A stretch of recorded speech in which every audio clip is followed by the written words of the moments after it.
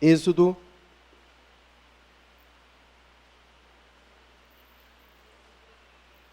capítulo 33, verso 15 e 16. Todos encontraram? Vai nos dizer assim a palavra de Deus. Então lhe disse Moisés: se a tua presença não vai comigo, não nos faça subir deste lugar. Pois como se há de saber que achamos graça aos teus olhos, eu e o teu povo? Não é porventura em andares conosco, de maneira que somos separados, eu e o teu povo, de todos os povos da terra? Vamos orar, pedindo a Deus que fale conosco nessa noite. Pai querido, que alegria, Senhor, há nos nossos corações quando nos encontramos neste lugar, para bendizer o teu santo e poderoso nome. Esperamos que o Senhor tenha se alegrado de tudo quanto foi feito hoje aqui, que o Senhor tenha se alegrado com os louvores, que tenha chegado em tua presença de maneira agradável, que o Senhor tenha se alegrado das ofertas do teu povo. Pai, continua animando o teu povo na tua obra. Que o Senhor seja o fundamento principal de toda a nossa alegria, de toda a nossa gratidão, de todo o nosso contentamento de viver esta vida.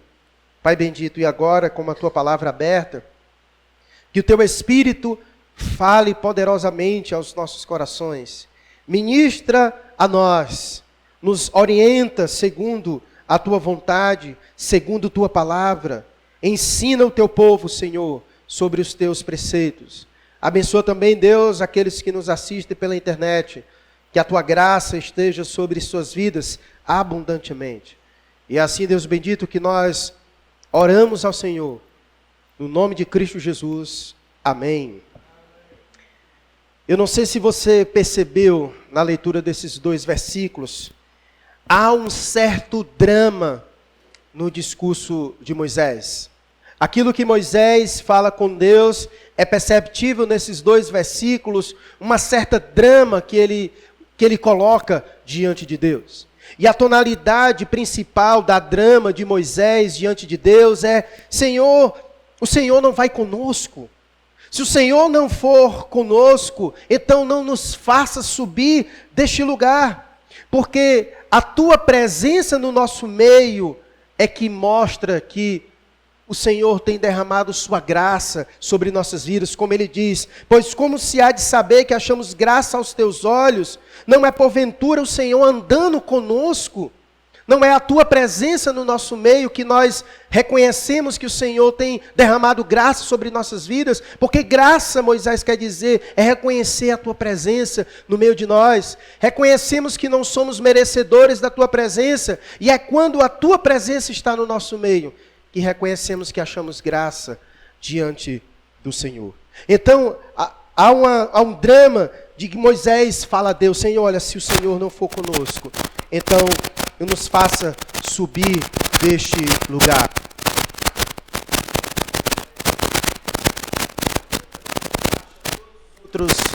Baixe todos os outros canais, deixe só o meu aberto. Ok. Pode deixar assim, tá ótimo, obrigado. Então você percebe esse drama de Moisés diante de Deus. E para que nós possamos compreender esse drama de Moisés, o que levou Moisés nesse momento diante de Deus a dizer: Senhor, olha, se o Senhor não for conosco, se a tua presença não estiver conosco, não nos faça subir deste lugar. O que aconteceu? O que foi que aconteceu que Deus então recuou e retirou a sua presença do seu povo e disse que não iria mais com ele? O que foi que aconteceu para que Moisés então se apresentasse diante de Deus com esse drama e tivesse dito isso: Senhor, se não for conosco, não nos faça subir deste lugar?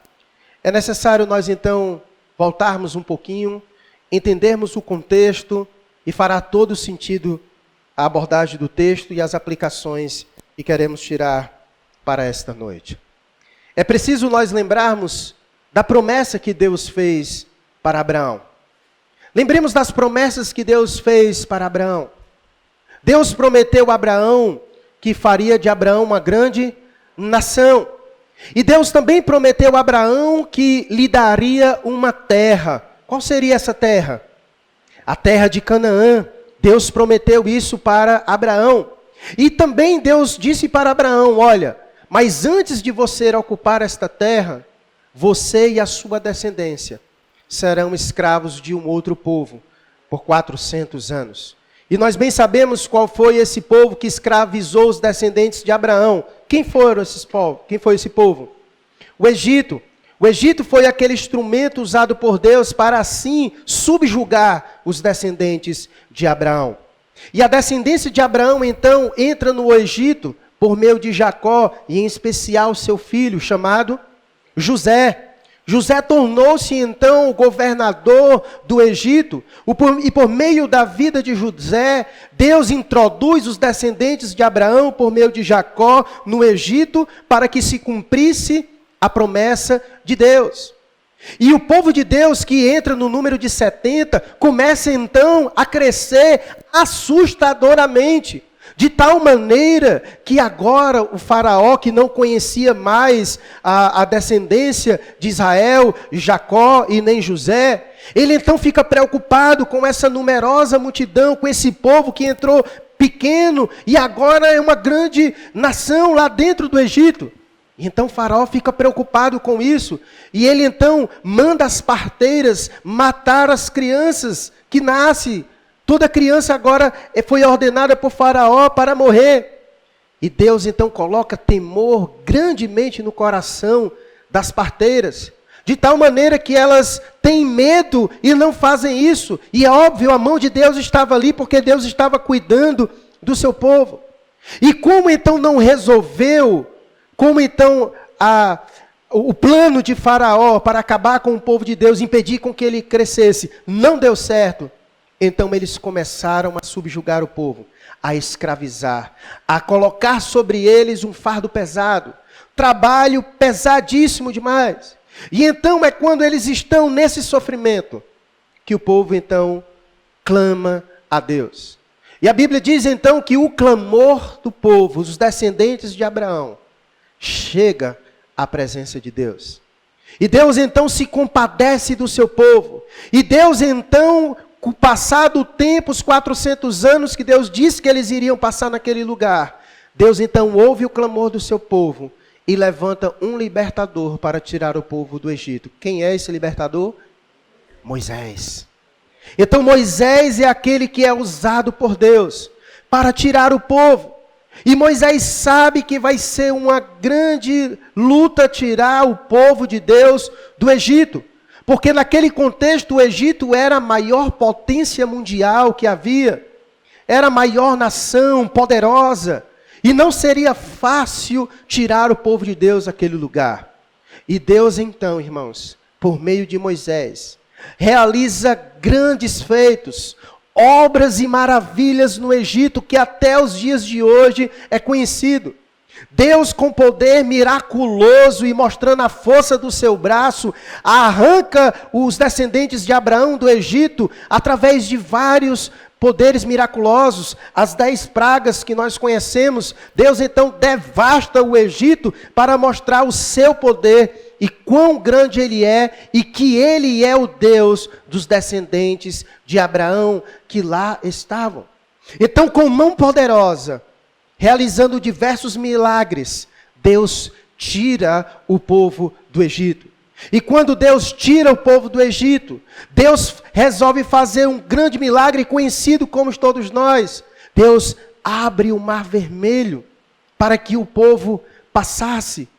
Um poder miraculoso da parte de Deus, onde ele abre, o texto bíblico diz que o povo de Deus passou com pés enxutos. Não era que a maré estava baixa, mas de pés enxutos o povo passou. E Deus abriu o Mar Vermelho para que o seu povo passasse.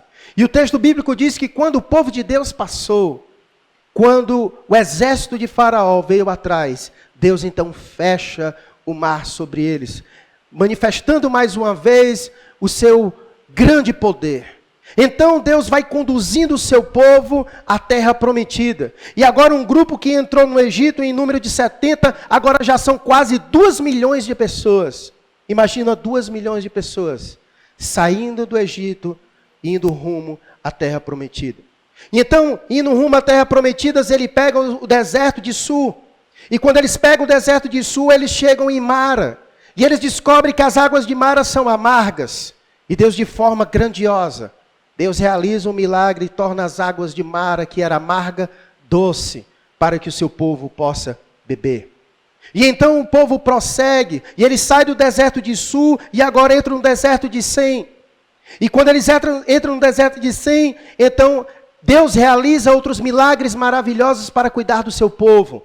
Deus então traz maná do céu, para alimentar mais de 2 milhões de pessoas.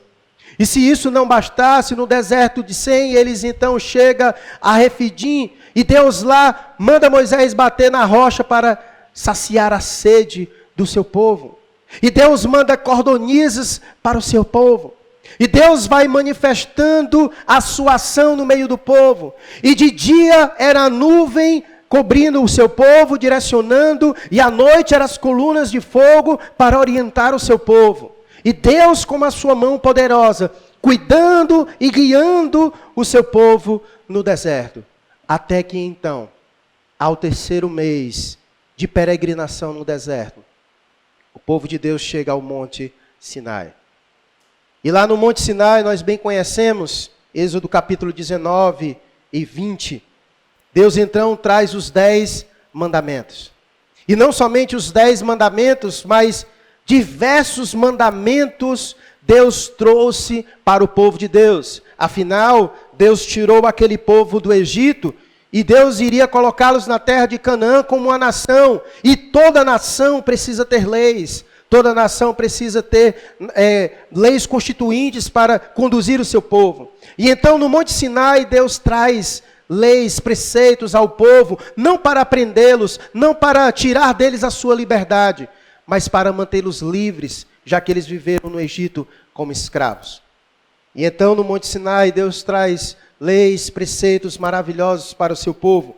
E Moisés passa um bom tempo ali, ouvindo, aprendendo, anotando, passando para o povo todas as leis que Deus estava passando para o seu povo. Veja comigo o capítulo 31, por gentileza. E o versículo 18 do capítulo 31. Vai dizer a seguinte coisa: e tendo acabado de falar com ele no Monte Sinai, deu a Moisés as 2 tábuas do testemunho, as tábuas de pedra, escritas pelo dedo de Deus. Leia comigo agora o capítulo 32, versos 7, 8 e 9. Então disse o Senhor a Moisés, depois que Moisés estava no Monte Sinai, Deus deu as pedras de tábua com a lei escrita. Verso 7 diz, então disse o Senhor a Moisés, vai, desce, porque o povo que fizeste sair do Egito se corrompeu. E depressa se desviou do caminho que ele havia eu ordenado. Fez para si um bezerro fundido, e o adorou, e lhe sacrificou. E diz, são estes, ó Israel, os teus deuses, que te tiraram da terra do Egito. Disse mais o Senhor a Moisés, tenho visto esse povo, e eis que é povo de dura cerviz. E no versículo 15 disse, e voltando-se desceu Moisés do monte, com as 2 tábuas do testemunho nas mãos. Tábuas escritas de ambos os lados, de um e de outro lado estavam escritas. As tábuas eram obra de Deus. Também a escritura era a mesma escritura de Deus, esculpida nas tábuas. Ouvindo Josué a voz do povo que gritava, disse a Moisés, há alarido de guerra no arraial. E respondeu-lhe Moisés, não é alarido dos vencedores, nem alarido dos vencidos, mas alarido dos que cantam é o que ouço. E logo que se aproximou do arraial, viu ele o bezerro e as danças. Então, acendendo-se-lhe a ira, arrojou das mãos as tábuas e quebrou-as ao pé do monte. E pegando no bezerro que tinham feito, queimou e o reduziu a pó, que espalhou sobre a água e deu de beber aos filhos de Israel. E se você continuar o texto, você vai ver a partir do verso 25 que Moisés manda matar os idólatras.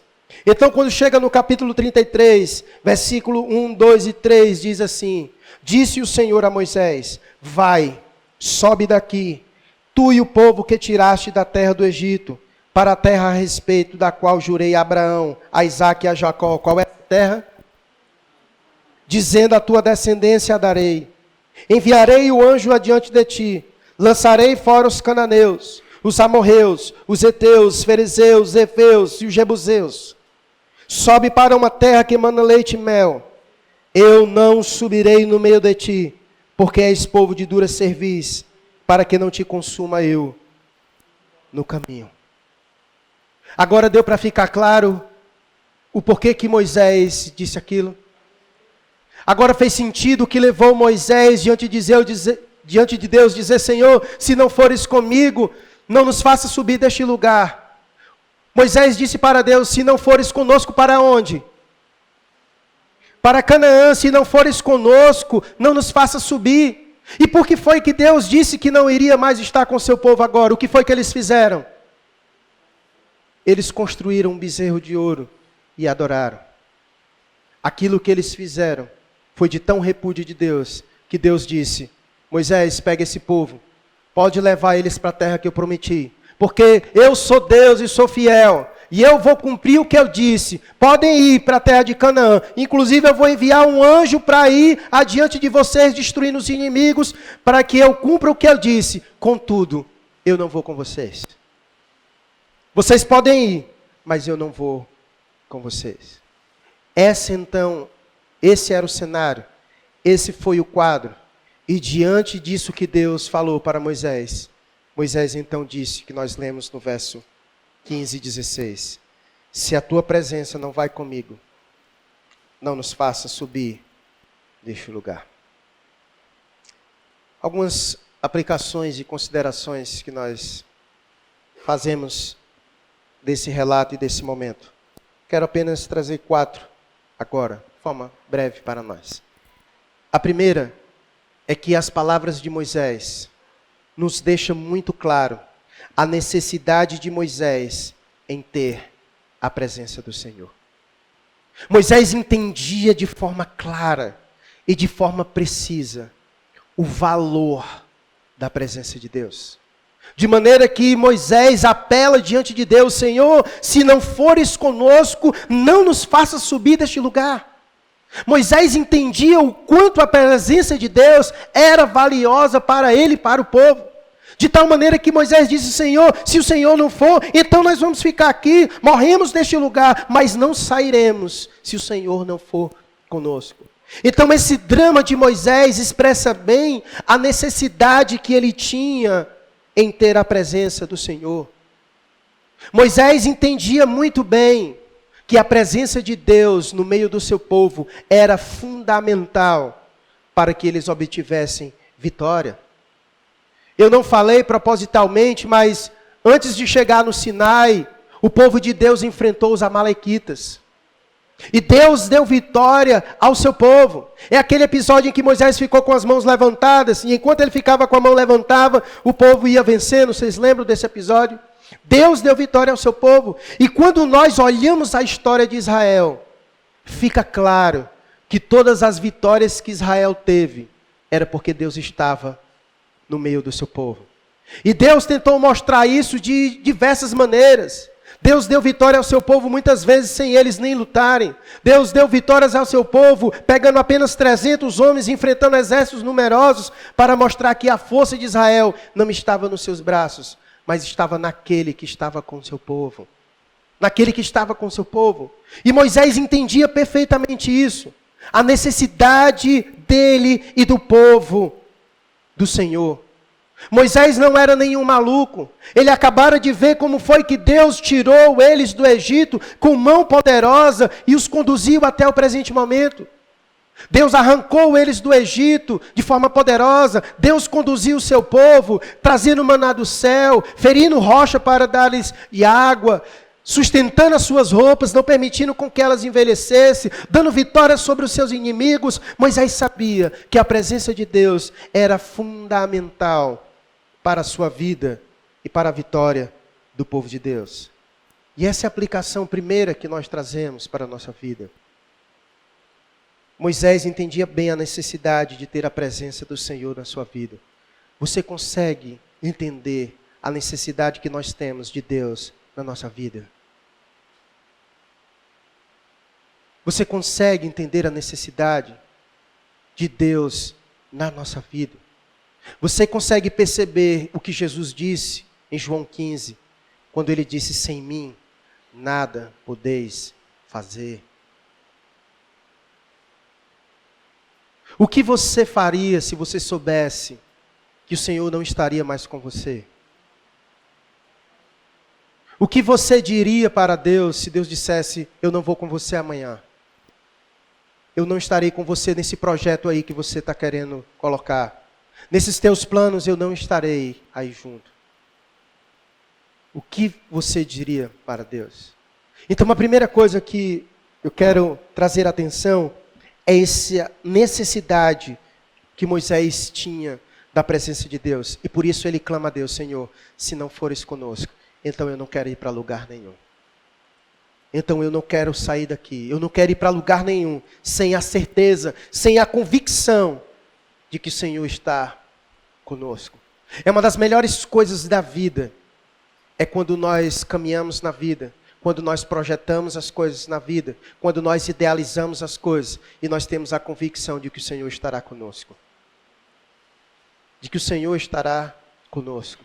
É por isso que eu sempre digo: não mova um passo sequer da sua vida.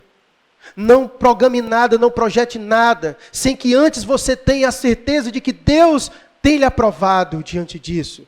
Porque é extremamente importante nós entendermos a presença de Deus e o valor da presença de Deus em nossas vidas. Moisés entendia perfeitamente a providência de Deus. Estar com Deus era estar cercado da sua providência, era estar cercado do seu cuidado. Porque foi assim que Deus demonstrou com Israel o seu cuidado constante sobre o seu povo. Mas talvez você possa dizer: pastor, mas e quantas pessoas que nem têm a presença de Deus e eu vejo eles caminhando e prosperando? Não se engane. Lembra do Salmo 73, quando Asaf caiu na tolice de sentir inveja dos homens ímpios, dos homens que não têm a presença de Deus, prosperarem? O que foi que Deus disse para eles? Salmo 73, verso 18. Deus disse para eles: olha, eu mesmo tenho colocado terreno escorregadio para esses. E Salomão, em Provérbios, no capítulo 1, verso 32, ele vai dizer que a sensação de bem-estar desses, na verdade, os conduz à perdição. Não se engane, ainda que, aparentemente, as pessoas prosperem sem a presença de Deus, no final, você os verá no chão, porque o próprio Deus os derrubará. Não há vitória sem a presença de Deus na nossa vida. Não há vitória, não há sucesso, não há vida sem a presença de Deus. Porque o cuidado dele é quem traz todas essas coisas para a nossa vida.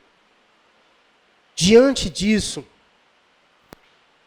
nós chegamos ao segundo ponto dessa meditação. Moisés entendia a necessidade da presença de Deus. Mas me parece que o povo não entendia corretamente a necessidade da presença de Deus. E nós podemos dizer isso porque nós aprendemos nesse instante que Deus removeu a presença do seu povo por uma causa. Qual foi a razão pela qual Deus disse que não ia mais com o seu povo? Por causa do pecado do povo. Deus disse: esse povo é de dura cerviz. No verso 9 do capítulo 32, disse mais o Senhor a Moisés: tenho visto esse povo, e eis que esse povo é de dura cerviz. O que foi que eles fizeram? Meus irmãos, é o segundo ponto da nossa reflexão. Não vale a pena trocar a comunhão com Deus pela satisfação momentânea do pecado. Deus estava com eles. E enquanto Moisés estava recebendo de Deus as instruções, embaixo o pau comeu.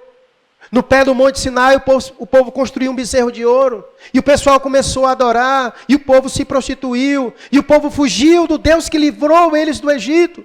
E pecaram grandemente contra o Senhor. E a ira de Deus vem sobre o povo. Isso é o que acontece quando nós não reconhecemos nossa necessidade de Deus. O povo trocou a comunhão de Deus pelo bezerro de ouro. O que tem sido o bezerro de ouro na nossa vida? O que tem nos feito perder a comunhão com Deus?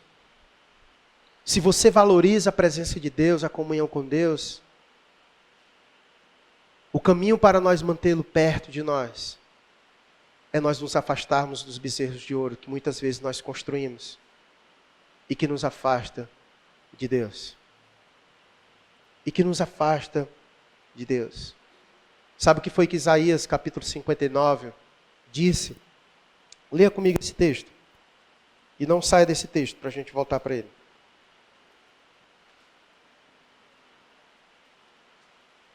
Veja o que Isaías disse, Isaías capítulo 59.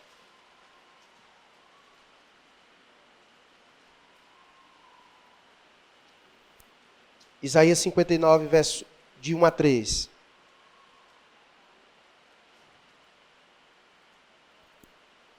Isaías 59, verso 1 a 3. O Senhor disse assim ao profeta: Eis que a mão do Senhor não está encolhida, para que não possa salvar, nem surdo o seu ouvido para não poder ouvir. Mas as vossas iniquidades fazem separação entre vós e o vosso Deus, e os vossos pecados encobrem o seu rosto de vós, para que vos não ouça. Porque as vossas mãos estão contaminadas de sangue, e os vossos dedos de iniquidade, os vossos lábios falam mentiras, e a vossa língua profere maldade. Perceba o que o pecado faz conosco. Retira a presença de Deus das nossas vidas. Eu, quando olho para o Éden, eu sempre me entristeço. Adão tinha uma perfeita comunhão com Deus. A presença de Deus era tão forte no jardim do Éden que o texto diz que Adão ouvia os passos de Deus. Tamanha era a comunhão. Mas também o texto diz que quando Adão e Eva desobedeceram ao Senhor, o que foi que aconteceu com eles? Eles foram lançados para onde? Para longe de Deus. Foram lançados para longe da presença do Senhor. E é por isso que todos nós já nascemos assim, distantes de Deus. Foi isso que Paulo disse em Romanos capítulo 3, que todos pecaram e estão o quê?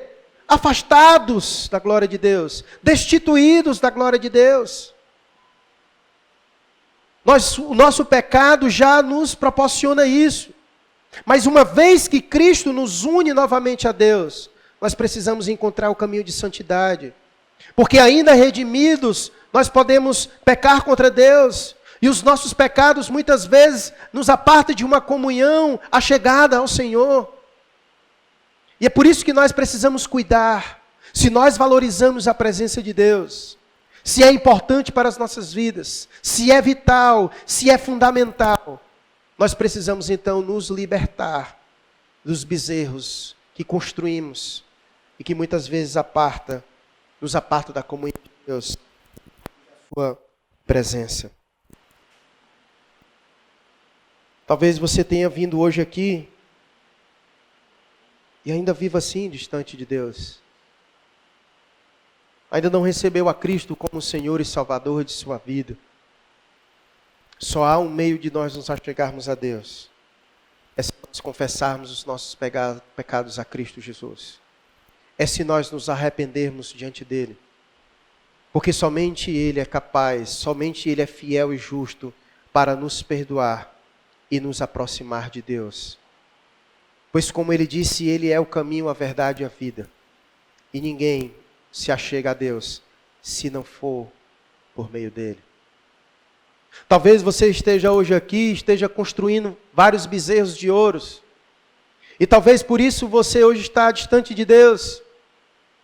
a sua caminhada não tem sido de santidade, aquilo que você tem construído tem lhe afastado da comunhão de Deus, já não sente mais a presença de Deus, a vida cristã ficou apática, ora, lê a Bíblia, vem à igreja muitas vezes como um mecanicismo árido, sem vida, sem expressão, já não sente mais a comunhão de Deus, fica procurando experiências diversas para sentir Deus, porque está distante de Deus. Porque está distante de Deus. E talvez seja a consequência de uma vida desastrosa pela distância de Deus. Mas hoje é o dia de você se aproximar de Deus, de derrubar os bezerros e se achegar ao único Deus verdadeiro. Voltemos para o nosso texto, por gentileza.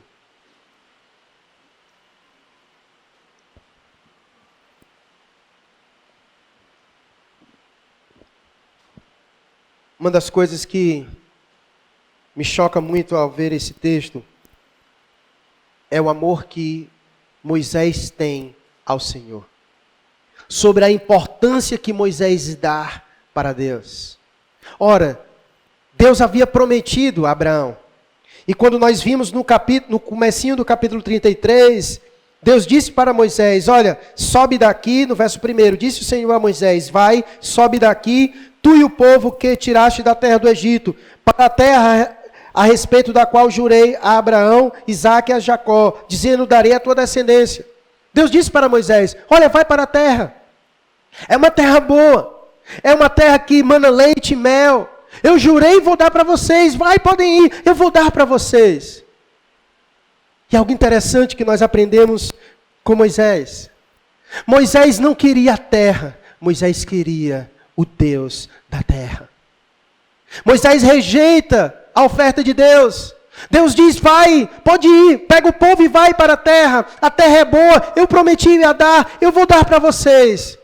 E o que Moisés diz, resumindo, é, Senhor, eu não quero terra, eu quero a tua presença, porque se o Senhor não for, nós ficaremos aqui no deserto. Que lição preciosa Moisés traz para nós. Porque o que adianta ter uma terra boa, mas não ter a presença de Deus? Que adianta estar na terra Canaã, mas não ter a presença de Deus? O céu não é um lugar desejado por nós simplesmente porque lá tem ruas de ouro. Não, o céu é um lugar almejado por nós porque lá há a presença plena de Cristo Jesus. O meu desejo de ir para lá não é para ver as ruas de ouro, mas é para ver o meu Senhor e o meu Salvador. Porque se Cristo não estivesse lá, não seria céu. Não seria céu. Não é o lugar, não são as coisas, mas é o Senhor. Triste daquele que só caminha com o Senhor por causa das coisas que Ele pode dar. Moisés nos ensina plenamente, se o Senhor não for, eu não quero terra nenhuma. Eu não quero Canaã nenhuma, porque eu quero é o Senhor. Eu quero é o Senhor. Que lição Moisés traz para nós? Porque adianta ter coisas boas se não tivermos a presença de Deus. Então nós precisamos meditar sobre nossas vidas. Às vezes nós almejamos mais as coisas do que o Senhor. Às vezes nós almejamos mais as coisas que o Senhor pode nos dar do que o próprio Senhor. Nós trocamos as coisas que Deus pode nos oferecer por Ele. E é por isso que a gente vê muitas pessoas procurando as bênçãos do Senhor, mas não o Senhor da bênção. Mas não o Senhor da bênção. E Moisés ensina isso claro, se o Senhor não for, eu não quero terra nenhuma. Ele estava disposto a abrir mão daquilo, se o Senhor não estivesse lá. E nós devemos ter isso no coração. Se de fato amamos a Deus no nosso coração, devemos ter isso no coração. Não havia pecado nenhum em eles irem para a terra. Deus havia dado a terra para eles. Mas Moisés preferia o Senhor do que a terra. Isso é grande lição para nós, irmãos, para as nossas vidas. Por essa razão, às vezes nós desejamos tanto as coisas, que às vezes nós estamos dispostos a, inclusive, abrir mão da comunhão de Deus para ter essas coisas que tanto queremos, para satisfazer os nossos desejos, para satisfazer os nossos almejos, para satisfazer as nossas cobiças. E quando nós fazemos isso, nós mostramos que damos muito mais valor a essas coisas do que o Senhor. O pecado é isso. Porque toda vida que eu peco, eu ofendo a Deus. E toda vida que nós pecamos, nós fazemos essa escolha. Eu escolho a minha cobiça do que a Deus. Toda vida que nós pecamos, nós fazemos essa escolha. Eu prefiro o pecado do que a Deus. Porque toda vida que nós desejarmos a Deus, automaticamente nós estaremos dizendo não ao pecado. Ao pecado. Então nós precisamos trabalhar no nosso coração para saber se o que nós temos desejado tem sido maior do que o nosso desejo pelo próprio Senhor. E nós conseguimos perceber isso claramente como nós caminhamos para conquistar o que desejamos. À medida com que nós nos esforçamos para conseguir o que nós desejamos, demonstra o tesouro do nosso coração. Porque se você deseja Deus, por que é um pesar e uma dificuldade tão grande buscá-lo? Coisas simples que nós temos aprendido aqui na igreja: orar, ler Bíblia, buscar ao Senhor. Me parece que há um empenho muito pequeno da nossa parte.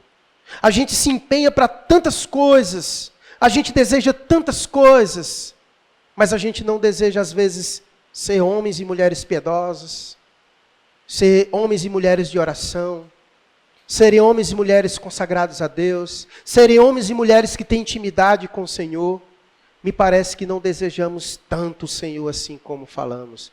Porque se desejássemos tanto o Senhor assim, falaríamos como Moisés: eu não quero nada que esse mundo tenha para me oferecer, porque o que eu mais quero nesta vida é o Senhor. Se Deus retirasse tudo de você, como fez com Jó, qual seria a sua reação?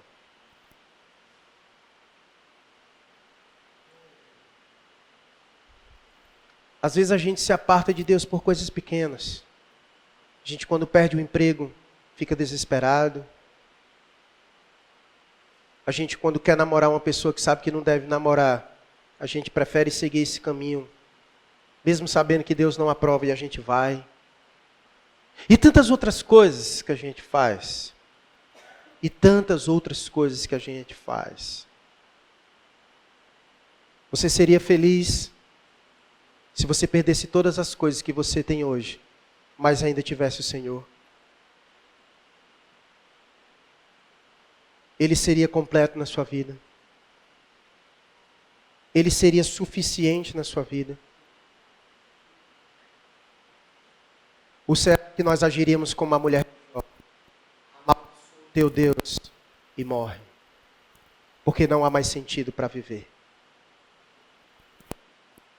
Quando Deus for o centro das nossas vidas, nós iremos sempre escolher Deus a despeito de todas as outras coisas.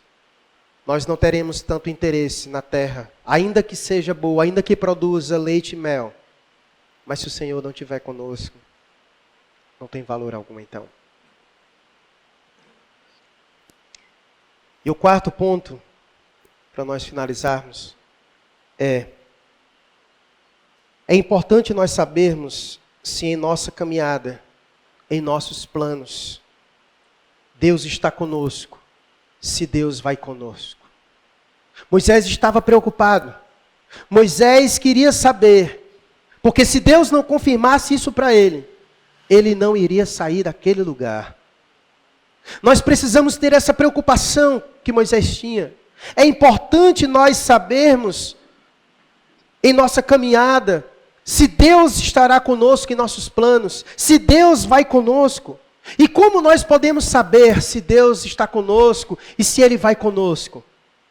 Como podemos saber se Deus vai conosco, se Deus está conosco nos nossos planos? Será que é possível saber? É possível nós sabermos? Quando você ora nisso, colocando seus projetos, seus sonhos, suas idealizações diante de Deus, Como é que você sabe que Deus vai estar com você? De que Deus vai estar provando a sua caminhada? De que Deus confirmou se você vai ou se não deve ir, se você deve pegar outro caminho, parar, marchar, ir. Como nós podemos saber? Será que é possível nós sabermos se Deus está conosco e se Ele vai conosco? Sem dúvidas, é possível nós sabermos se Deus vai conosco.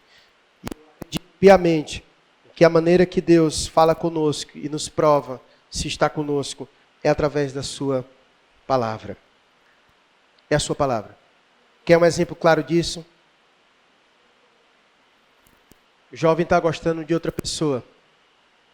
E ela quer saber em Deus se ela deve ir ou se ela não deve ir. E ela vai buscar direção na palavra de Deus. E a palavra de Deus diz que há vários critérios para ele fazer essa escolha. A pessoa que ele está gostando não é cristã. Ela deve ir ou não deve ir. Deus estará com ela nesse relacionamento. É assim que Deus fala conosco. É assim que Deus diz, eu estarei com você, eu não estarei com você. Não, mas eu vou para evangelizá-la. Não vem com esse papo que com Deus não rola. Você não vai para evangelizar coisa alguma. Então é assim que Deus nos orienta, por meio da sua palavra. Porque foi por meio dela que Deus nos revelou sua vontade. Então é imprescindível nós buscarmos direção na palavra de Deus para a nossa caminhada. É preciso nós pararmos, analisarmos nossa vida, olhar como nós estamos caminhando e saber, Deus está comigo. Deus está aprovando minha caminhada. Deus está aprovando os meus projetos. Será que eu posso ir mesmo?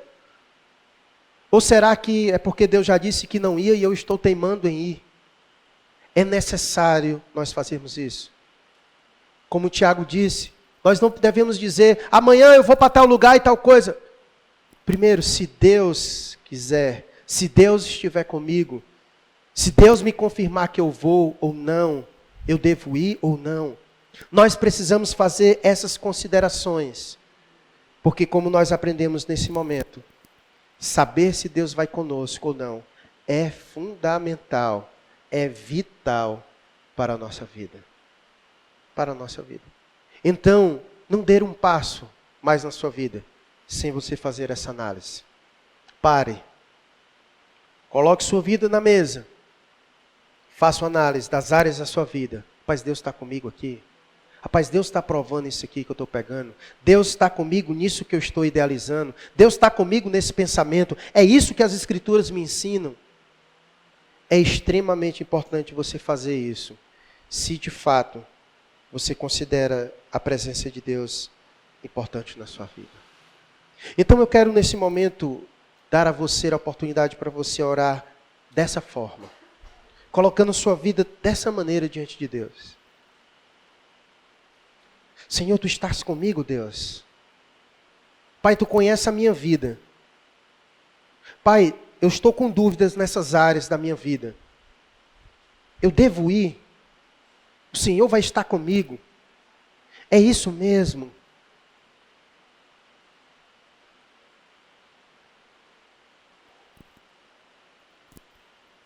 Ainda que possa aparentemente ser bom como a terra de Canaã, mas se Deus disse que não está com você, não vá.